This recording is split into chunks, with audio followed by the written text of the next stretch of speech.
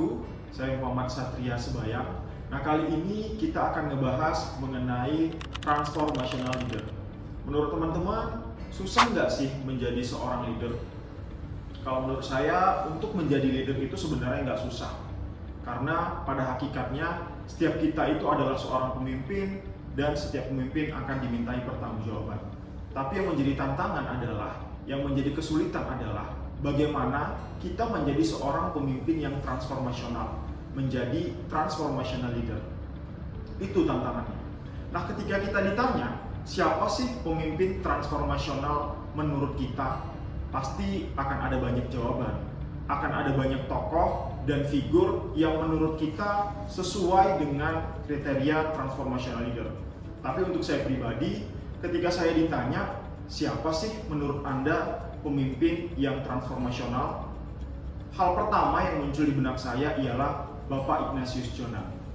Seperti yang kita ketahui bersama, Bapak Ignatius Jonan adalah sosok pemimpin yang mampu merubah, yang mampu mentransformasi PT Kereta Api Indonesia semasa beliau menjabat sebagai Direktur Utama. Nah, sebenarnya apa sih yang dilakukan beliau sehingga beliau mampu mentransformasi Kereta Api Indonesia yang dulu ya seperti kita ketahui bersama ya bahwa banyak sekali kekurangan dari PT Kereta Api Indonesia, namun berubah menjadi wajah yang lebih cantik, wajah yang lebih baru seperti yang kita nikmati saat ini. Nah, teman-teman, apakah beliau ini memiliki latar belakang di bidang transportasi atau permesinan dan perkeretaapian? Atau mungkin beliau memiliki pengalaman yang mumpuni, karir yang top chair di bidang perkeretaapian atau transportasi lainnya? Nah, ternyata tidak, teman-teman. Bapak Ignatius Jonan ini memiliki latar belakang sebagai akuntan. Beliau merupakan lulusan sarjana ekonomi akuntansi di Universitas Airlangga. Jadi sebenarnya nggak relevan dengan bidang pekerjaan yang beliau geluti sebagai Direktur Utama di PT Kereta Api Indonesia.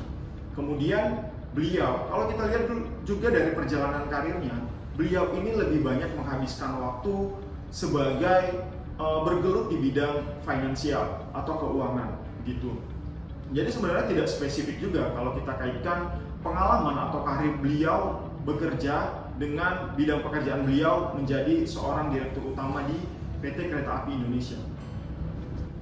Jadi sebenarnya tidak ada hubungan yang secara spesifik dengan latar belakang pendidikan beliau, pengalaman kerja beliau sebelumnya terkait kepemimpinan beliau di Perkeretaapian Indonesia.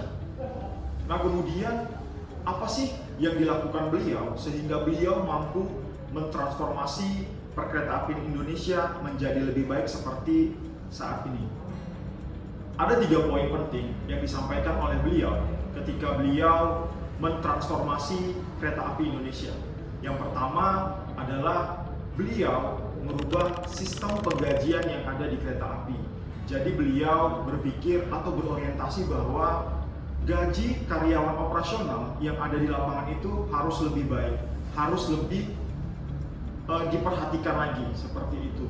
Karena menurut beliau karyawan atau orang-orang yang bekerja di lapangan, di operasional adalah ujung tombak dari perkeretaapian. Kemudian yang kedua, beliau mencoba melakukan studi banding terkait layanan kereta api di negara-negara maju membandingkan dengan di Indonesia. Jadi beliau ini mengirim karyawan-karyawan dari PT Kereta Api untuk melakukan studi banding ke negara-negara maju seperti Jepang, Prancis, dan Cina, kemudian negara-negara maju lainnya yang dinilai memiliki kualitas perkeretaapian yang baik, layanan kereta api yang baik. Nah, uniknya teman-teman, yang dilakukan beliau ini ketika melakukan atau mengirim orang-orang melakukan studi banding ialah kalau biasanya itu mungkin yang melakukan studi banding ke negara-negara maju dan lain sebagainya itu ialah top manajemen gitu. Nah, tapi yang dilakukan beliau ini ialah beliau mengirim orang-orang terbaik di kereta api sesuai dengan bidang tugas masing-masing.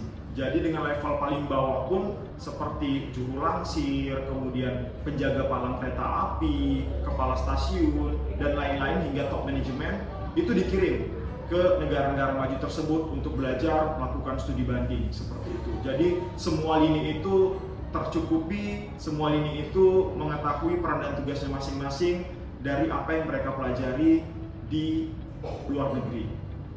Begitu.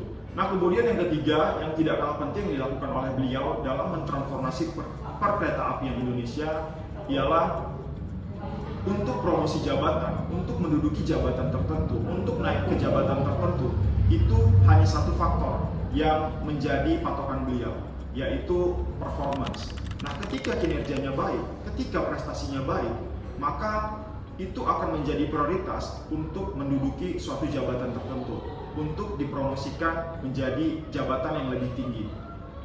Salah satu contoh dari banyak hal di mana beliau menerapkan hal tersebut, bahwa ada seorang juru langsir.